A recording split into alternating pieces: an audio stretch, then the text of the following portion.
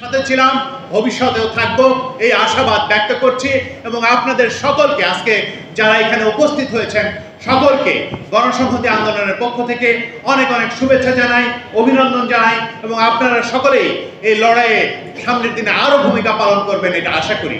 এবং কয়েকটা কথা বলতে চাই, দু একটি কথা, একেবারেই সময় নিব না।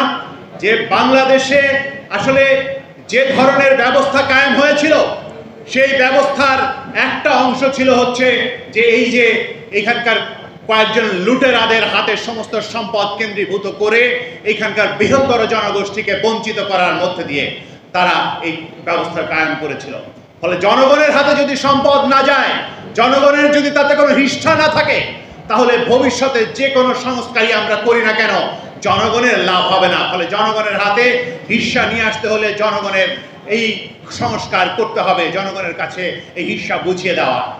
এবং এখানে এই ফ্যাসিবাদ কায়েম হয়েছিল যেটাকে ব্যবহার করে, সেটা হচ্ছে বাংলাদেশের সাংবিধানিক স্বৈরতন্ত্র। সেইটার জন্য আমরা এখন ঐক্যমত্য কমিশনে আলাপ করছি এবং সেই ঐক্যমত্য কমিশনে সাংবিধানিক স্বৈরতন্ত্র যে সমস্ত উপাদান নিয়ে কথা হচ্ছে সেগুলো অনেক বিষয়ে আমরা ইতিমধ্যেই একমত হয়েছি। ফলে অগ্রগতি আছে, একেবারেই কোনো অগ্রগতি নেই তা নয়। ৭০ অনুচ্ছেদ বিষয়ে আমরা একমত হয়েছি, প্রধানমন্ত্রীর মেয়াদ বিষয়ে প্রায় ঐক্যমত্যে আমরা পৌঁছেছি। আমরা দেখা যাবে যে তত্ত্বাবধায়ক সরকার বিষয়ে আমরা একমত, এখানে বিচার বিভাগের স্বাধীনতা বিষয়ে একমত, এরকম আরো অনেক বিষয়ে আমাদের অগ্রগতি হচ্ছে এবং সামনের বাংলাদেশে সমস্ত মানুষের অধিকার যাতে রক্ষিত হয় সেটার জন্য আমরা অঙ্গীকারবদ্ধ। সকলকে মিলে আমরা বাংলাদেশকে সেই জায়গায় নিয়ে যেতে চাই। আপনাদের সবাইকে সেই সংগ্রামে, আমাদের সংগ্রাম দীর্ঘ সংগ্রাম, এই সংগ্রাম যতক্ষণ পর্যন্ত আমাদের সমস্ত মানুষের অধিকার আদায় না হয় ততক্ষণ পর্যন্ত থামবে না। সেই সংগ্রামের ভেতরেই নির্বাচন আছে এবং সেই নির্বাচনকে মান্না ভাই আজকে যেটা উল্লেখ করেছেন, আজকে নাগরিক ঐক্য যেটা উল্লেখ করেছে যে একটা দাপট মুক্ত, ক্ষমতার দাপট মুক্ত সুষ্ঠু নির্বাচন চাই। আমরা বলতে চাই 3M এর হাত থেকে আমাদের মুক্ত হইতে হবে।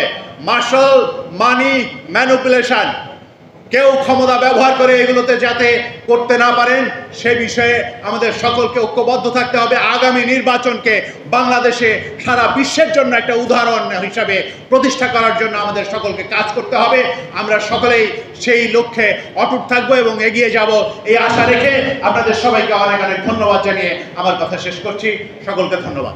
হয়েছিল সেই স্বৈরাচারের দুঃশাসনকাল 2014 সনে যখন একটি ভোটারবিহীন নির্বাচনের মাধ্যমে এদেশের জনগণের কণ্ঠকে রোধ করে দেওয়া হয়েছিল, তখন আমরা গণফোরাম, নাগরিক ঐক্য সহ রাজপথে সকল রাজনৈতিক দল নিয়ে যে দুর্বার আন্দোলন গড়ে তোলার কারণে আমরা দেখেছি মাহমুদুর রহমান মান্নাকে কিভাবে কোনো কারণ ছাড়া একদম গুম করার মাধ্যমে এই স্বৈরাচার পতিত ফ্যাসিস্ট হাসিনা সরকার তাকে দীর্ঘ সময় জেলখানায় আটক করে রেখেছিল। তারপরও আমরা দেখেছি মুক্ত হওয়ার সাথে সাথে তিনি গণতন্ত্র রক্ষার জন্য, গণতন্ত্র আন্দোলনের পক্ষে, জনগণের ভোটাধিকার লড়াইয়ের পক্ষে তিনি বলিষ্ঠ ভূমিকা পালন করেছেন এবং 2018 সালে এদেশের জনগণের ভোটাধিকার ফিরিয়ে দেওয়ার জন্য, গণতন্ত্র ফিরিয়ে দেওয়ার জন্য যে ঐক্যফ্রন্ট হয়েছিল সেই ঐক্যফ্রন্টকে ধোঁকাবাজির নির্বাচনের মাধ্যমে, রাতের আধারের নির্বাচনের মাধ্যমে শেখ হাসিনা ক্ষমতাকে জোর করে ধরে রেখেছিল। তার পরিণতি স্বরূপ আমরা দেখেছি দামি নির্বাচনে, আমি নির্বাচনের মাধ্যমে শেখ হাসিনা ভেবেছিল এই ক্ষমতাকে তারা পুনরায় দীর্ঘজীবী করতে পারবে। কিন্তু বাংলাদেশের জনগণ, ছাত্র জনতা একটি গণ অভ্যুত্থানের মাধ্যমে যে সরকারের পতন ঘটেছে, সেই পতনে বাংলাদেশের সকল রাজনৈতিক দল সহ নাগরিক ঐক্যের যে ভূমিকা, সেই ভূমিকা অত্যন্ত গুরুত্বপূর্ণ।